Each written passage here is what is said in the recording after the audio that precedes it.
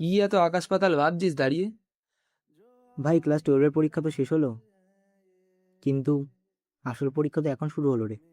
চারপাশ থেকে সবাই শুধু জিজ্ঞাসা করছে, এরপর কি করবি, কোন লাইনে যাবি। কেউ বলছে চেনা ছকে চল, কেউ বলছে সরকারি চাকরির প্রিপারেশন নে, কেউ বলছে বিজনেস কর। কিন্তু ভাই, আমি এমন কিছু একটা করতে চাই যেখানে আমি পুরো পৃথিবীতে ঘুরতে পারি। আমার নিজস্ব একটা পরিচয় তৈরি হবে। আজ আমাদের জেনারেশনের প্রতিটা ছেলেমেয়েরই লড়াইটা একই। মধ্যবিত্ত পরিবারে দায়িত্বটা যেমন সামলাতে হবে, তেমনই নিজের স্বপ্নটাকেও বাঁচিয়ে রাখতে হবে। ঠিকই বলেছিস ভাই। লোকে হয়তো তোকে বলবে ডাক্তার ইঞ্জিনিয়ার হওয়ার কথা, কিন্তু দিন শেষে নিজের পায়ে দাঁড়ানোর আনন্দটাই আলাদা। সে তুই সরকারি চাকরি কর আর প্রাইভেটে কোনো জব কর। শোন ভাই, ক্লাস 12-এর পরে সমাজ সবাইকে জাজ করে একটা মার্কশিটের কাগজ দেখে, কিন্তু মনে রাখিস ভাই, একটা কাগজের টুকরো তোর আগামী 50 বছরের ভবিষ্যৎ ঠিক করতে পারে না।